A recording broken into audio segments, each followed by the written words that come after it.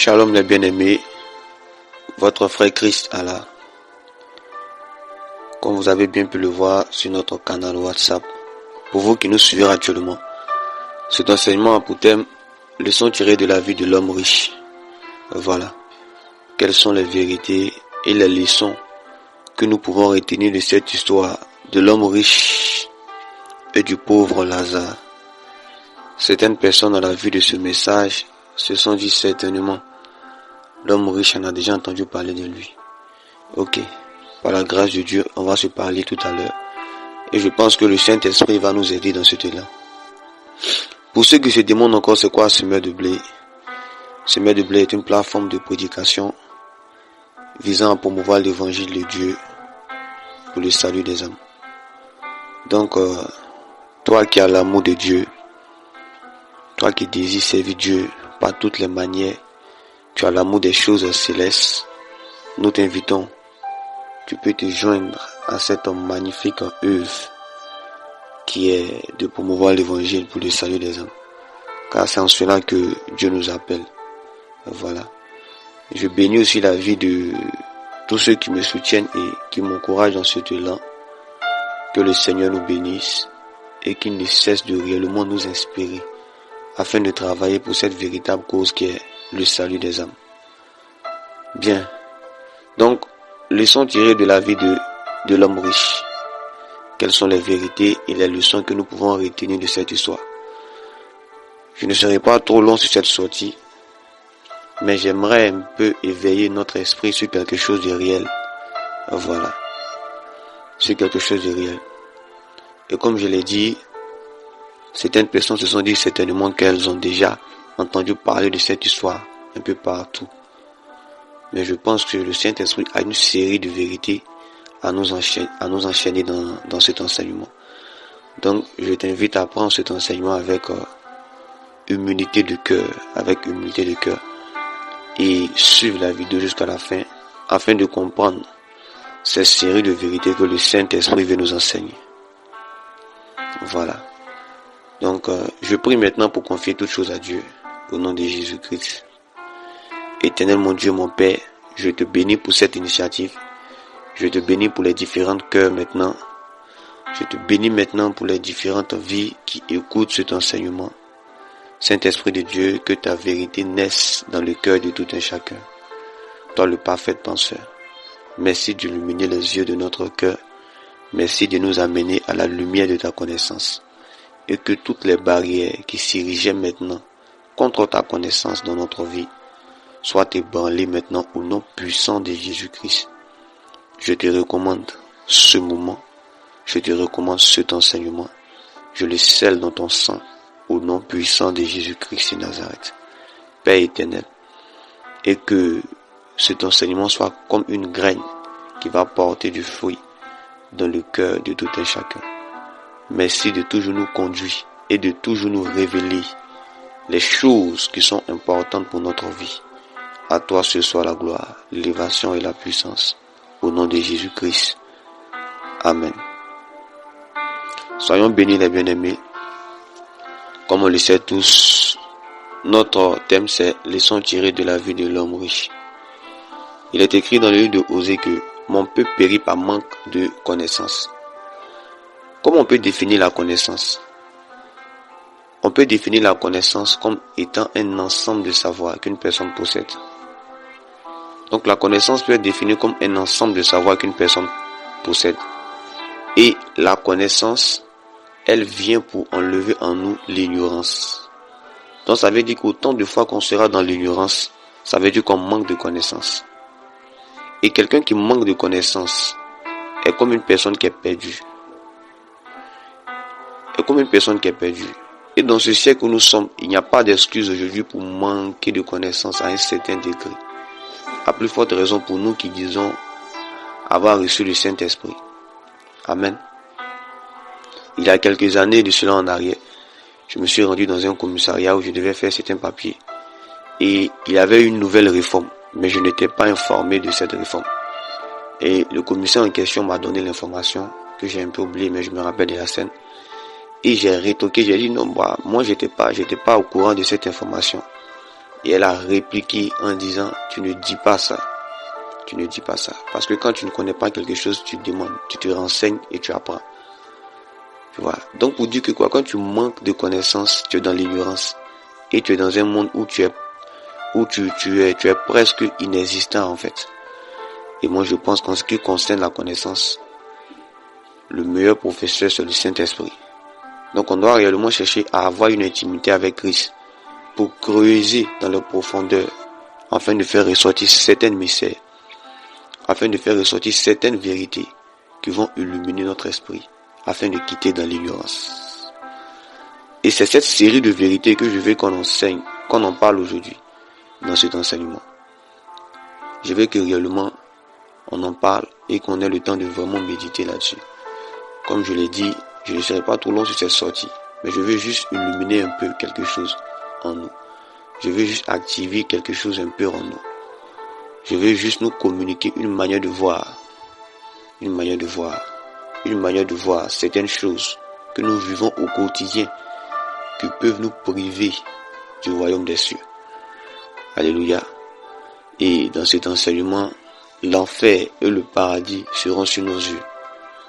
Et je pense que ça sera une rencontre avec l'esprit de vérité. Que le Seigneur nous bénisse. Nous allons partir d'une histoire sans plus tarder que nous connaissons tous. Alors, si tu me suis, nous sommes dans le livre de Luc 17, à partir du verset 19. Luc 17, à partir du verset 19. Tu peux m'afficher le verset à l'écran. Luc 17, à partir du verset 19. Affiche-moi le passage à l'écran. On dit, il y avait un homme riche qui était vêtu de pourpre et de fin lin, et qui chaque jour menait joyeuse et brillante vie. Un pauvre, nommé Lazare, était couché à sa porte, couvert d'ulcères, et désireux de se rassasier des miettes qui tombaient de la table du riche. Et même les chiens venaient encore lécher ses plaies. Ses ulcères, bien sûr, ses plaies. Le pauvre mourut, et il fut porté par les anges dans le sein d'Abraham. Le riche mourut aussi, et il fut enseveli. Dans le séjour des morts, il leva les yeux, et tandis qu'il était en proie au tourment, il vit de loin Abraham et Lazare dans son sein. Il s'écria, Père Abraham, aie pitié de moi, et envoie Lazare pour qu'il trempe le bout de son doigt dans l'eau et me rafraîchisse la langue, car je souffre cruellement dans cette flamme. Alléluia. On va s'arrêter là pour l'instant. Donc on parle d'une histoire que nous connaissons tous dans le livre de Luc 17 à partir du verset 19. On nous parle de l'histoire d'un homme qui est riche et d'un homme qui est pauvre qu'on appelle Lazare. Ici j'aimerais ouvrir une parenthèse, petite remarque. Qui a remarqué que l'homme riche, on ne nous donne pas son nom? En aucun cas on nous donne le nom de l'homme riche, mais on nous parle de Lazare, dont nous connaissons le nom. C'est une parenthèse que j'ouvre ici pour dire que quoi? Quand tu n'as pas une intimité avec Christ, il t'est difficile d'avoir une identité. Quand tu n'as pas une réelle intimité avec Christ, tu n'as pas une relation avec Jésus, il t'est difficile d'avoir une identité. Lazare, en connaissant son nom, parce qu'il avait une intimité avec Christ. Et la Bible nous fait savoir qu'il a été dans le sein d'Abraham. Donc c'est le lieu, le paradis en fait. Donc c'est un élément qui nous prouve que Lazare avait une intimité avec Christ. Ça c'était une parenthèse. On nous dit qu'il y avait un homme riche qui était vêtu de pourpre et de fin lin et qui chaque jour menait joyeuse et brillante vie. Mais le jour où cet homme est mort, il s'est retrouvé quoi? Dans le séjour des morts. Donc le séjour des morts est le lieu où vont ces personnes qui n'étaient pas forcément dans la volonté de Dieu. Où vont ces personnes qui sont pour la seconde mort, la vie éternelle. Donc on parle de l'enfer ici. Et Lazare, quant à lui, s'est retrouvé dans le sein d'Abraham, qui est le lieu où vont ces personnes qui sont sauvées. N'est-ce pas? Ok. Mais avant de parler de cette histoire, j'ai fait un petit sondage. J'ai fait un petit sondage et j'ai demandé à certaines personnes, que pensez-vous de l'homme riche? La majorité des personnes m'ont dit que l'homme riche était une personne vraiment cruelle. C'était un bandit, un voyou. Il ne faisait pas la volonté de Dieu. Voilà, c'était la réponse de la majorité des personnes que j'ai reçues. Ils m'ont dit que l'homme riche c'était un bandit, il était mauvais, il était méchant. Mais quand tu regardes et que tu analyses réellement les Écritures, en aucun cas on nous dit que l'homme riche était mauvais, ou qu'il était brigand, ou qu'il était voyou. Bien aimé, j'aimerais qu'on soit vraiment attentif sur ce point. On nous parle de quelqu'un qui mène une brillante et joyeuse vie, mais à la fin de sa vie, se retrouve dans le séjour des morts. Moi je te pose la question, qu'est-ce que l'homme riche a fait et il s'est retrouvé en enfer? On s'en va comme ça. Qu'est-ce que l'homme riche a fait pendant sa vie et puis s'est retrouvé en enfer? Est-ce que le fait de mener une joyeuse et brillante vie peut nous conduire en enfer? Jamais, je ne pense pas. Vu que le Seigneur lui-même déclare dans le livre de Jérémie, je connais les projets que j'ai formés pour vous, projets de paix et non de malheur, afin que vous ayez de l'avenir et de l'espérance. Donc les caractéristiques ici qui sont attribuées à l'homme riche révèlent réellement la véritable pensée de Dieu pour sa créature. Mais comment se fait-il que ces caractéristiques sont attribuées à un homme et à la fin de sa vie se retrouve en enfer? N'est-ce pas comme ça que plusieurs personnes aujourd'hui vivent? Quelqu'un qui vit bien, il mène sa vie, il profite de son argent, il meurt et il va en enfer. Ça nous donne à nous poser assez de questions. Ça nous donne à nous poser assez de questions. On dit qu'il était vêtu de pourpre et de fin lin, donc il était bien habillé, n'est-ce pas? Et en méditant sur ces passages, tu te rends compte que le fait de profiter et de vivre de sa vie d'une manière personnelle, comme bon te semble, comme on le dit, on est des favorisés. Ces personnes qui se font appeler des favorisés, qui vivent leur vie comme bon leur semble, qui ne se préoccupent pas de la vie d'autrui ou des personnes qui sont dans un besoin précis. Le fait de mener cette vie-là peut nous conduire aussi en enfer. En observant la vie de l'homme riche, ça me fait penser à la vie de plusieurs, n'est-ce pas? Qui se disent que Dieu m'a béni, Dieu m'a élevé, il m'a favorisé. Ça me fait penser à la vie de ces personnes. Mais si réellement Dieu t'a favorisé, Dieu t'a béni, Dieu t'a élevé, comment se fait-il que tu peux mener une brillante vie sur la terre, mourir et aller en enfer? C'est là qu'on va commencer à entrer un peu dans certaines vérités. J'aimerais qu'on médite réellement là-dessus. L'homme riche ne faisait pas du mal à quelqu'un. En aucun cas, on nous a cité que l'homme riche était dans l'impudicité. Il y a une version où on dit que l'homme riche était dans l'impudicité. Il n'y en a pas. En aucun cas, on nous a dit que l'homme riche était un brigand, était un voyou. Mais l'homme riche, il était convaincu que s'il mourait, il partait au paradis. Pourquoi? Parce qu'il était heureux sur la terre. Écoutez bien. Et moi, je suis convaincu, comme l'homme riche, certaines personnes sur cette terre qui vivent et qui se disent, voilà, ne pas être dans certains péchés dits évidents. Si elles meurent aujourd'hui, elles iront au paradis. Je reprends. Certaines personnes qui vivent aujourd'hui se disent certainement, comme elles ne sont pas dans le vol, elles ne sont pas dans l'impudicité, dans la masturbation, dans le mensonge. Si elles meurent aujourd'hui, elles iront au paradis. Je suis convaincu que ces personnes pensent comme ça. Pourquoi? Parce qu'elles vivent d'une manière heureuse sur la terre. Elles sont comblées des bénédictions terrestres que Dieu leur a données.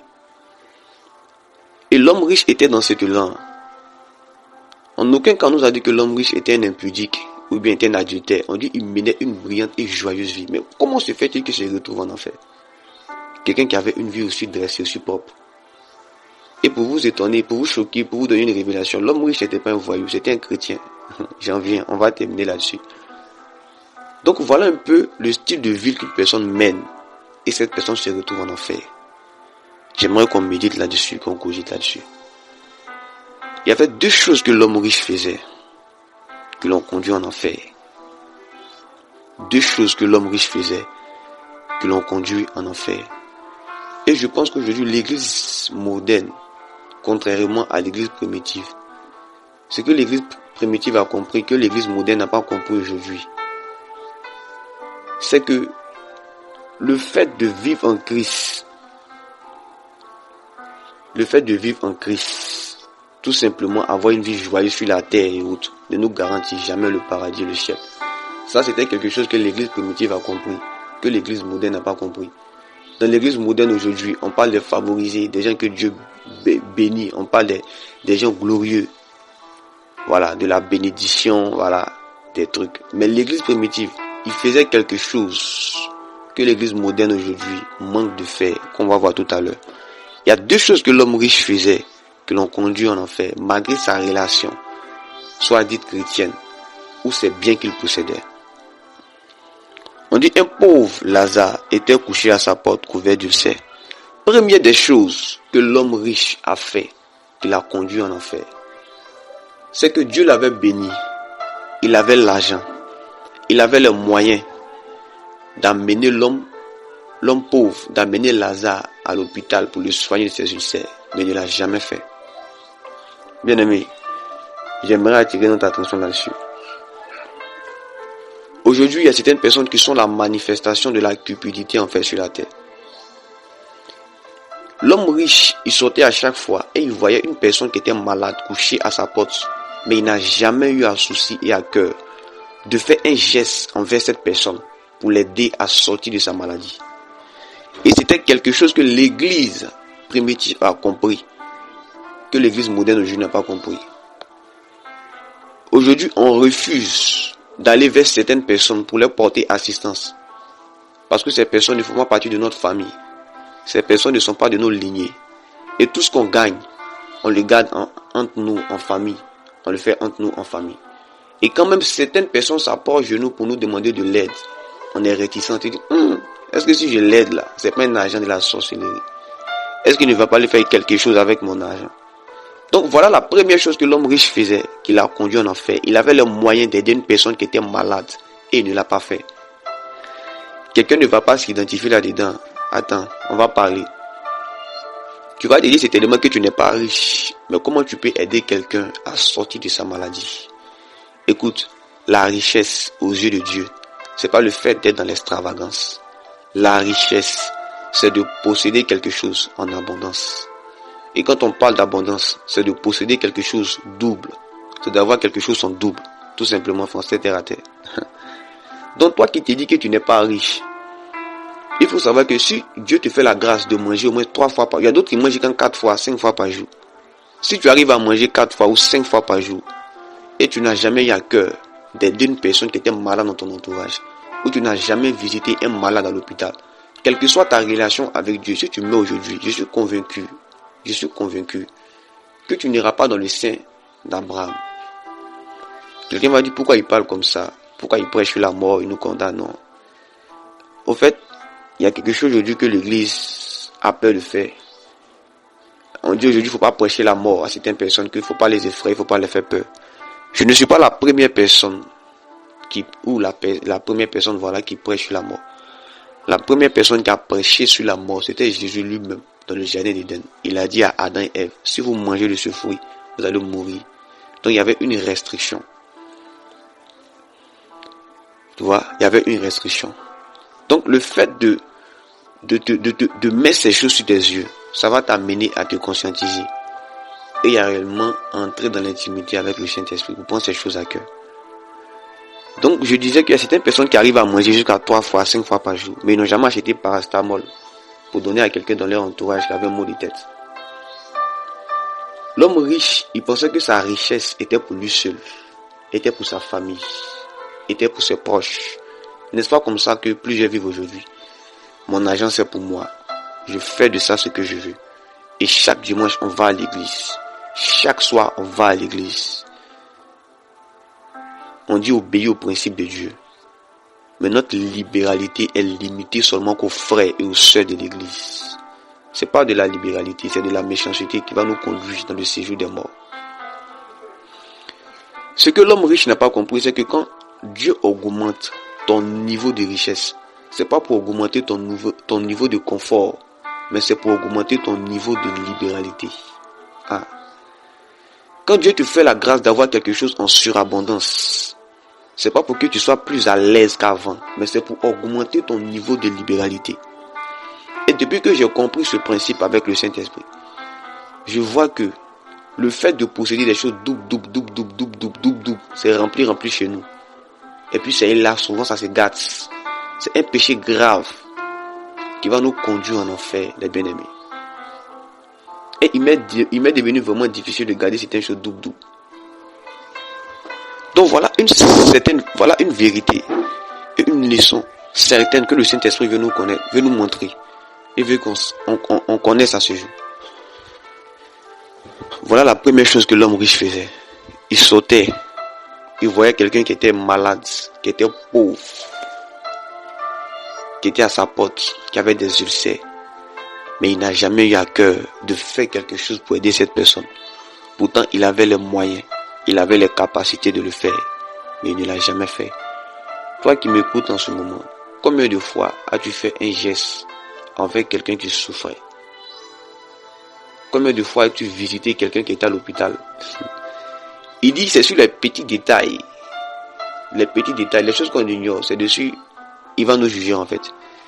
Il dit j'étais malade, vous ne m'avez pas visité. J'étais en prison, vous ne m'avez pas rendu visite. C'est des vérités que le Saint-Esprit nous révèle, mais qu'on ignore à chaque fois. C'est des vérités que le Saint-Esprit et des leçons que Dieu nous donne, mais on ignore à chaque fois. On s'est dit que Jésus, c'est seulement se rendre à l'église les dimanches. Mais on ne va jamais visiter les prisonniers. On ne va jamais visiter les malades. On ne va jamais prier pour eux dans les hôpitaux. Pourtant, Dieu nous fait la grâce d'être en vie. Combien de fois tu t'es une fois rendu dans un hôpital pour prier ou pour encourager un malade sur son lit d'hôpital? C'est une question qui reste posée. Donc voilà ce que l'homme riche faisait. Donc toi aujourd'hui tu es favorisé, tu dis je suis favorisé, tu es béni, Dieu t'a élevé. Et tu n'as jamais eu à cœur ces genres de choses. Faut savoir que si tu meurs aujourd'hui là, tu seras un peu à l'image de l'homme riche. Et comme je l'ai dit, tu te dis que tu n'es pas forcément riche. Mais le fait que si tu as deux choses qui se répètent dans ta maison, qui sont doubles, faut savoir que tu es riche.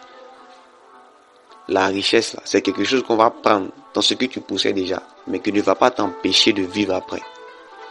Donc voilà ce que l'homme riche faisait qui l'a conduit en enfer, malgré sa brillante vie qu'il menait sur la terre. Et comme je vous l'ai dit, l'homme riche n'était pas un païen, mes frères. On vous a trompé, il n'était pas un païen, il était un chrétien. Mais j'en viens là-dessus, on va terminer là-dessus. Donc, quand le Saint-Esprit t'éclaire sur ces choses, tu vois que réellement le royaume des cieux est vraiment violent en fait. Et que c'est pas de la blague, les amis. C'est pas de la blague. Il est temps que, dans notre vie chrétienne, on pense un peu à ces personnes qui n'ont pas eu la grâce comme nous, pour éviter de se retrouver dans le séjour des morts. Pour éviter de se retrouver dans le séjour des morts. Là-bas, il n'y a plus de retour en fait.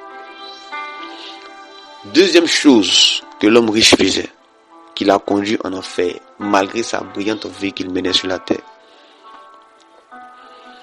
On dit un pauvre nommé Lazare était couché à sa porte, couvert d'ulcères, et désireux de se rassasier des miettes qui tombaient de la table du riche, et même les chiens venaient encore lécher ses ulcères. Donc la deuxième chose que l'homme riche faisait, qui l'a conduit en enfer, il voyait quelqu'un qui était toujours à sa porte, qui avait faim. Cette personne, Lazare m'ont dit, il était désireux, c'est-à-dire il convoitait même le reste de nourriture qui verse au sol. C'est ça, lui cherchait pour manger. Mais malgré ça, il ne gagnait même pas. C'est-à-dire, lui, tout ce qu'il cherchait sur la terre là, c'était de ramasser la nourriture qui tombait de la table de l'homme riche pour se nourrir. Mais il ne gagnait pas cette nourriture-là. Même le reste, il ne gagnait pas. Mais bien aimé, sur ce point, ça serait un peu fort. Parce que il y a certaines personnes aujourd'hui qui sont, en fait, la manifestation de la méchanceté, en fait. Ici, j'aimerais parler à ces personnes qui mangent jusqu'à qu'elles sont rassasiées et puis elles vont jeter le reste à la poubelle. Aïe!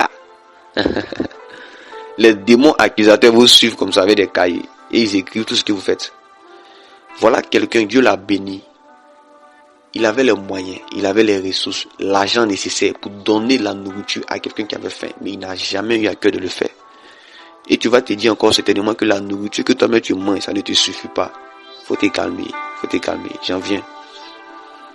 Si tu arrives à manger 3 fois par jour et que tu reçois l'argent de poche, camarade, il faut savoir que tu n'auras pas d'excuses devant Dieu. Si ton argent de poche, ça peut acheter 1 kilo de riz pour une personne que tu connais, qui en a besoin, dans la rue, un peu partout, même dans les hôpitaux, même un pauvre. Si ton argent de poche peut acheter 1 kilo de riz, faut savoir que tu n'auras pas d'excuses. Il n'y a pas d'excuses devant Dieu. Il n'y a pas d'excuses devant Dieu. Il y a certaines personnes qui se plaisent et qui ont le malin plaisir de gaspiller la nourriture, de jeter la nourriture dans la poubelle. Et ces personnes aussi se disent avoir une relation avec Dieu. Si tu vas à l'église chaque jour, on te prêche la parole de Dieu, et que toi, ton habitude, c'est de prendre la nourriture et de jeter à la poubelle, et que toi, ton habitude, c'est de dépasser les gens qui ont faim dans la rue, et même des personnes qui t'approchent et que tu peux aider, que tu ne fais pas, tu n'as jamais eu une intimité avec Christ. Tu n'as jamais eu une intimité avec Christ. Aujourd'hui, on a des personnes qui sont prêtes à s'aimer dans la vie de soi-disant oint de Dieu pour recevoir au centuple. Mais quand il s'agit des actions pour venir en aide aux affligés, leurs agents disparaissent et ils font silence radio. C'est quelque chose que l'église primitive a compris. Voilà pourquoi ils évoluaient et ils étaient grands. La Bible dit qu'ils vendaient leurs biens et ils se partageaient entre eux. Ils menaient des actions en faveur des affligés. Quelle action aujourd'hui tu mènes ou quelle action aujourd'hui on mène en faveur des affligés, en faveur des personnes qui ont mal, qui ont besoin d'aide? Je connais des gens qui mangent plus de 5 fois par jour, mais qui n'ont jamais donné la nourriture à quelqu'un qui en a faim. Jamais. Il y a des personnes qui mangent jusqu'à le reste là. Ils prennent, ils gardent. Et puis ça se gâte. Ça se gâte et ils vont le jeter à la poubelle. Donc voilà la deuxième chose que l'homme riche faisait qu'il a connu en enfer. Donc toi tu te dis que tu mènes une brillante vie sur la terre. Surtout vous qui dites que Dieu vous a favorisé. Dieu vous a fait la grâce, vous êtes bénis. Et vous ne faites que chanter. Si ta bénédiction est seulement pour les frères de l'église ou reste un témoignage pour l'église, sache que ce n'est pas une bénédiction qui glorifie le Seigneur Jésus. Une bénédiction qui va glorifier le Seigneur Jésus, c'est une bénédiction qui va profiter à tous. Il dit vous êtes le sel du monde. Il n'a pas dit vous êtes le sel de l'église. Quand on est le sel du monde, on va partout. Le sel est utilisé dans toutes les marmites. Donc aujourd'hui on a des personnes qui se disent bénies, mais leur action ça reste en faveur de leur famille, en faveur de leur église. Mais quand ils croient certaines personnes dans la rue ou dans leur voisinage, ils ont du mal à agir. Ils deviennent cupides. La cupidité est une maladie. Et c'était ce que l'homme riche pratiquait qui l'a conduit en enfer. La cupidité est une maladie. Et tant que tu seras dans cette maladie-là, tu risques de rater l'enlèvement. Tu risques de rater le paradis, bien-aimé. J'aimerais un peu activer, j'aimerais un peu que tu médites sur ces choses. Tu pries aujourd'hui pour la bénédiction, c'est vrai. Tu pries pour l'élévation, c'est bien. On n'a pas dit le fait d'être riche, c'est mauvais. Mais le fait d'être riche et de ne pas être libéral, ça te conduit en enfer. Voilà la vérité que le Saint-Esprit veut t'enseigner. Voilà la vérité que le Saint-Esprit veut t'enseigner. Quelles sont tes actions que tu mènes aujourd'hui en faveur des prisonniers, en faveur des personnes qui ont faim, des affligés, voilà, des personnes délaissées, des veuves? C'est quelque chose qu'aujourd'hui l'église moderne manque de faire, que l'église primitive faisait. Et Dieu se glorifiait chaque jour avec eux. Je connais des frères et des sœurs aujourd'hui en Christ qui disent que non, eux, leur argent, c'est pour eux et pour leur famille. Et si Dieu leur fait la grâce aujourd'hui d'être bénis, ce qu'ils vont avoir, c'est pour leurs enfants, c'est pour leur famille, c'est pour eux, c'est pour leur ventre. C'est pas comme ça que je dis. Ce que Dieu me donne ou ce que je mange, c'est ça. Ce qui est dans mon ventre, c'est ce qui est pour moi. Voilà, c'est un proverbe qu'on a aujourd'hui. Voilà, c'est une phrase qui sort de notre bouche aujourd'hui. Nous qui sommes chrétiens. Donc, il ne suffit pas de prier pour avoir la bénédiction sur la terre. Mais quand Dieu augmente ton niveau de bénédiction, c'est pour augmenter ton niveau de libéralité. Et autant de fois que tu ne seras pas libéral, il faut savoir que tu es en train de te fermer la porte du paradis. Tu es en train de te fermer la porte du paradis. Je connais des gens qui ont des manoirs chez eux à la maison, c'est rempli d'habits. Une chambre par exemple d'habits qui ne portent plus. Et ils ont un sac de chaussures qui ne portent plus, mais ça est chez eux à la maison. Et ils changent d'habits, ils changent de chaussures chaque semaine, c'est-à-dire chaque jour à sa chaussure. Chaque semaine à son habit. Mais pourtant il va sortir. Il va avoir peut-être un frère dans l'église qui a peut-être 2 tuniques, mais il ne va jamais avoir l'idée de lui offrir des tuniques. Ou bien il va avoir un frère dans son entourage, quelqu'un dans son voisinage qui a besoin d'aide, qui a besoin de chaussures. Mais pour donner ces chaussures-là, ça lui fait mal. Écoute, à chaque fois que tu as quelque chose en surabondance et que tu refuses de donner à quelqu'un qui n'est pas en surabondance, c'est que tu es plus rattaché aux choses matérielles qu'à l'amour du prochain. Je reprends. Si à chaque fois que tu dois donner quelque chose à quelqu'un dont tu en as en surabondance et ça te fait mal, c'est un signe pour te montrer que tu es rattaché aux choses matérielles, charnelles, plus qu'à l'amour fraternel. Quelqu'un qui a l'amour fraternel, il partage. Quelqu'un qui a l'amour fraternel, il se soucie de son prochain. Quelqu'un qui a l'amour fraternel ne peut pas voir son frère ou sa soeur, ou ne pas rester chez lui à la maison, et ne pas penser aux personnes qui n'ont pas la grâce que Dieu lui accorde en un jour précis. Bien aimé, je pense que les temps qu'on se réveille dans cet élan-là, et que réellement on mène une vie en Christ, c'est vrai, mais que cette vie en Christ là soit concrétisée par l'amour du prochain et par l'amour qu'on a pour les frères et les sœurs. Sinon on risque de se fermer la porte du paradis, comme l'homme riche, il s'est fermé la porte du paradis parce qu'il pensait que Dieu était avec lui, parce qu'il menait une brillante vie sur terre. Mais il avait sur ses yeux des choses qu'il pouvait faire, mais il ne l'a pas fait. Il y a certaines personnes aujourd'hui qui attendent que le Saint-Esprit leur révèle la cause ou le problème de certains frères dans l'église afin d'agir. Mais si aujourd'hui ces personnes meurent là, Dieu va ouvrir les yeux et va dire, mais tu vois le frère qui était à l'église là, tu vois, il avait un problème de temps. Il a dit, ah mais j'avais l'argent, je n'ai pas pu l'aider, tu vois, donc ton argent était sur ton compte là. C'était là-bas, tu faisais quoi avec ça? Rien. Donc tu étais cupide. Il y a des personnes qui sont la manifestation de la cupidité sur terre. Et pour faire un geste, pour faire faveur à certaines personnes, c'est compliqué pour eux. J'aimerais que le Saint-Esprit et l'Esprit de vérité réellement nous révèle et nous délivre de ces choses. Alléluia. On va terminer sur ce point, vous allez voir quelque chose. On dit, le pauvre mourut et il fut porté par les anges dans le sein d'Abraham. Le riche mourut aussi et il fut enseveli. Dans le séjour des morts, il leva les yeux, et tandis qu'il était en proie au tourment, il vit de loin Abraham et Lazare dans son sein. Écoutez bien la phrase. Écoutez bien ce que l'homme riche va dire. Il dit, il s'écria, Père Abraham, aie pitié de moi, et envoie Lazare pour qu'il trempe le bout de son doigt dans l'eau, et me rafraîchisse la langue, car je souffre cruellement dans cette flamme. Ah! Voilà comment l'homme riche va appeler Abraham. Il dit, Père Abraham. C'est les détails que le Saint-Esprit nous donne aussi qu'on ignore.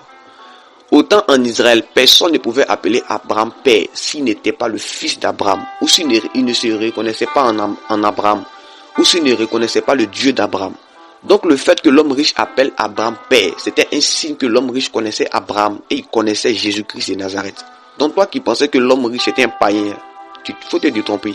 L'homme riche était un chrétien. Et regarde le protocole qu'il utilise. Il s'adresse à Abraham et il dit à Abraham d'ordonner à Lazare. Il ne dit pas directement à Abraham d'aller tremper son doigt, mais il dit à Abraham de dire à Lazare d'aller tremper son doigt. Pourquoi? Parce que Lazare connaissait Abraham et tous se connaissaient Abraham. C'était le père de la foi. C'était le père. Et il sait que si Abraham disait à Lazare d'aller le faire, Lazare allait le faire. Parce que Abraham était son père. Mais hélas, ils étaient déjà dans un monde où ils ne pouvaient plus répondre à cela. Donc vous qui pensez que l'homme riche c'était un païen, il ne connaissait pas Dieu, c'est faux. L'homme riche connaissait Dieu. Voilà le détail que le Saint-Esprit nous donne. Il a appelé Abraham père. Ça veut dire qu'il était l'un des fils d'Abraham. Donc il menait une vie en Christ. Il savait qui était Jésus. Il savait quelle était son alliance, quelle était l'alliance d'Abraham avec Jésus. Voilà pourquoi il l'a appelé père.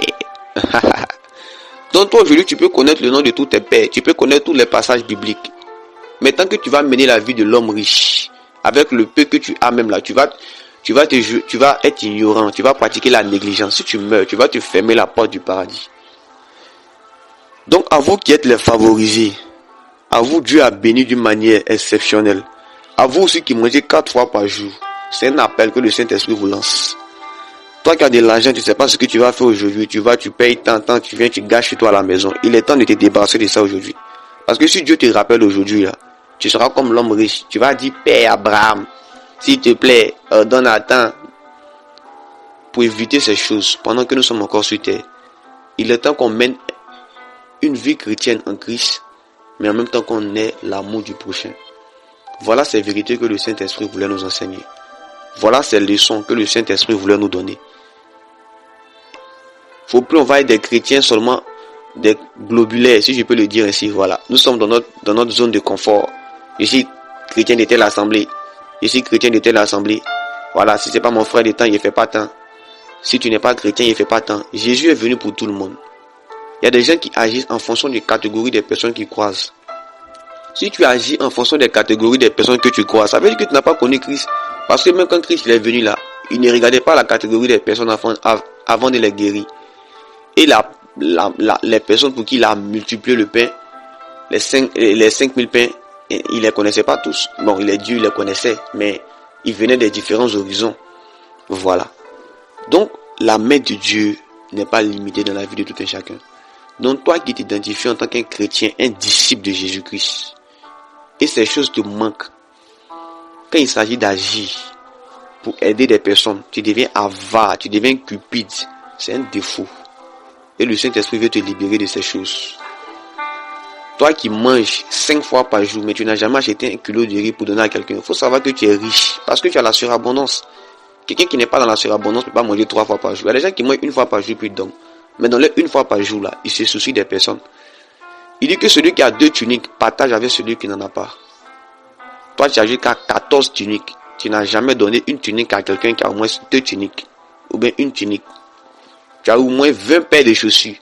Mais tu n'as jamais donné à quelqu'un qui a ta pète, camarade. Il faut savoir que si tu meurs aujourd'hui, tu n'as pas d'excuse devant le prince de paix. Que le Seigneur nous bénisse. Et que sa grâce soit avec nous. Et j'espère que réellement cet enseignement va édifier plus d'une personne. Voilà ces choses que le Saint-Esprit voulait nous donner. C'est un enseignement que j'ai reçu il y a longtemps. Mais Dieu a voulu que je partage ça avec vous aujourd'hui. Pour réellement activer la conscience de certaines personnes. Sur le fait que la vie chrétienne, elle est aussi vaste. Elle n'est pas restreinte comme on le pense. C'est vraiment quelque chose d'assez vaste en fait. Elle n'est pas comme on le pense.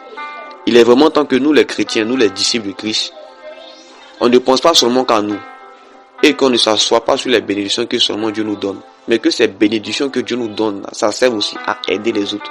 Si ta bénédiction n'aide pas ton prochain, si toi ta bénédiction, Dieu t'a béni avec quelque chose, et puis ça ne profite pas à quelqu'un là, il faut savoir que c'est pas une bénédiction que Dieu t'a donnée. La bénédiction que Dieu te donne là, ça profite à tous. Il y a des gens que Dieu les bénit, mais ils sont assis là-dessus. Il y a des gens qui ont des choses. Triple, quadruple, je gère à la maison. Mais ils n'ont jamais pensé même aux voisins. Il y a des gens qui mangent piment à un riz pour dormir. Toi, tu arrives à manger sauce graine. Elle vient de bourse tous les jours. Matin, midi, soir. Il y a des gens, quand ils mangent pas matin, là, ils parlent pas avec quelqu'un. Il faut forcément. Et même l'argent de poche, quand ils ne les donnent pas l'argent de poche même là, ils font parler avec tout le monde dans la maison. Mais est-ce que dans ces choses-là, tu as une fois puisé là-dedans pour faire du bien à quelqu'un? C'est de ça qu'il s'agit. Est-ce que tu as une fois fait du bien à quelqu'un? Il ne faudrait pas que la cupidité envahisse ton cœur et que tu t'asseyes sur des choses que tu peux utiliser pour bénir la vie de certaines personnes autour de toi. C'est ce que l'homme riche a manqué de faire. Il n'était pas dans l'impudicité, il n'était pas dans le vol ni dans le mensonge. Non, faut pas te dire que tu n'es pas dans le mensonge, tu n'es pas dans le vol, tu es vierge, tu n'es pas adultère. Voilà, Dieu t'a béni, tu es sur la terre. Si tu meurs, tu vas au paradis. Ah bon, si tu meurs, tu vas au paradis. C'est que l'homme riche est allé au paradis. Si tu es dans toutes ces conditions, faut pas que tu vas te glorifier dedans pour dire si tu meurs, tu vas au paradis. Parce que tu n'es pas allé visiter prisonnier, tu n'es pas allé visiter malade si tu meurs là. Dieu va te demander, mais avec tout ce que tu avais, bon, avec le peu même que je t'ai donné, tu n'as jamais rendu visite à un malade. Pourquoi? Tu vas dire, bon père, c'était que père, bon père. Tu vas commencer à gratter ta tête. Il n'y a pas d'excuse devant Dieu. Que le Seigneur vous bénisse. Et que vraiment sa grâce s'accroche à nous. Et merci de réellement prendre cet enseignement au sérieux. Et à méditer sur ces choses. Afin que le Saint-Esprit fasse un travail de fond dans notre cœur. Afin de nous libérer de l'esprit de cupidité. Au nom de Jésus-Christ. Père éternel Dieu des armées, je te bénis pour cet enseignement. Merci pour la vie de ces personnes qui ont écouté ce message. Merci également de faire naître ta vérité dans leur cœur, de les amener à la lumière de ta parole, afin de comprendre encore plus de mystères au nom de Jésus-Christ. Merci Père éternel, parce que tu ne cesses de nous combler, tu ne cesses d'être avec nous et tu ne cesseras jamais de marcher avec nous. La gloire et toute l'honneur te soient rendus au nom de Jésus. C'était votre frère Chris Allah. Voilà, ceci était notre tout premier enseignement. Voilà, c'est notre tout premier enseignement. Et dans la suite du temps, par le Saint-Esprit, on aura comme ça des séries d'enseignements encore plus profonds. Voilà, des séries d'enseignements encore plus profondes avec l'esprit de vérité, dans l'optique d'amener plus de la lumière de la parole de Dieu. Donc que le Seigneur nous bénisse et que sa grâce soit avec nous, au nom de Jésus-Christ.